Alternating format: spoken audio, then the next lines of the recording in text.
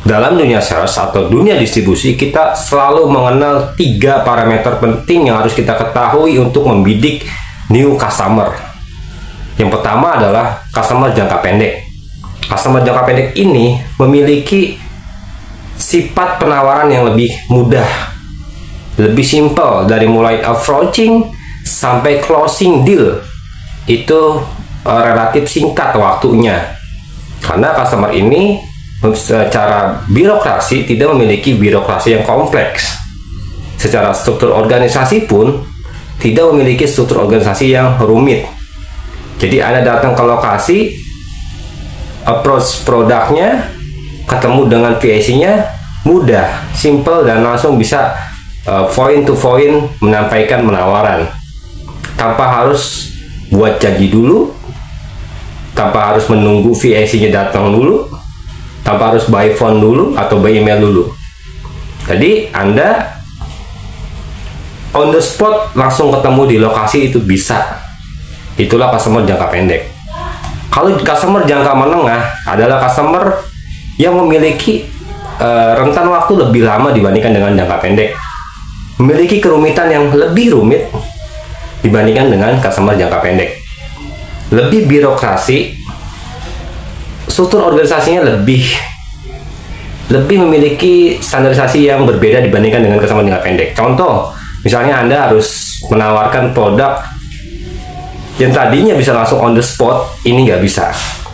Kalian harus benar-benar buat janji dulu, by phone dulu, by email dulu. Setelah itu baru Anda kenal sama VIC-nya, Anda tahu nama VIC-nya, Anda sudah kirim penawaran by email terlebih dahulu, Anda menerima undangan untuk meeting, barulah Anda bisa ketemu dengan VIC dan bisa meeting untuk penawaran produk.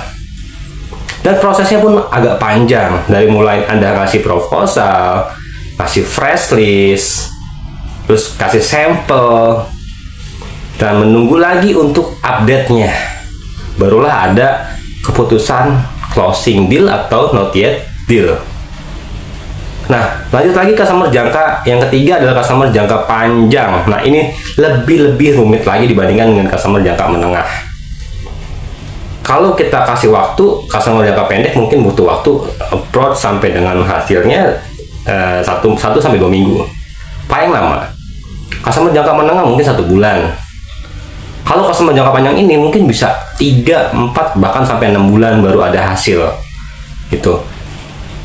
Struktur organisasinya relatif mirip dengan customer jangka menengah, akan tetapi ini lebih bicara chance, bicara lebih skala nasional mungkin ya. Misalnya dia punya 100 cabang secara nasional, mungkin dia punya 200 cabang di nasional, maka ini kan butuh pendekatan yang lebih kompleks gitu. Jadi kalau misalnya Anda deal di HO, Anda deal sama purchasing di HO, maka purchasing HO ini harus mandatory semua outletnya, harus memandatori semua cabang-cabang yang di bawahnya gitu. Jadi itulah kenapa prosesnya lama. Sekalipun dia deal, dia nggak mungkin PO saat itu, nggak mungkin order saat itu, karena dia harus merubah semuanya, men-set up ulang. Dia punya vendor, Anda harus create vendor segala macam, dia juga harus mandatori ke semua cabangnya. Nah, itulah kenapa customer jangka panjang relatif lebih lama dibandingkan customer jangka menengah, jangka pendek. Oke, sekilas itu tentang pengetahuan customer jangka pendek, jangka menengah, dan jangka panjang. Next, kita akan bahas lagi lebih mendetail lagi di video berikutnya. Dan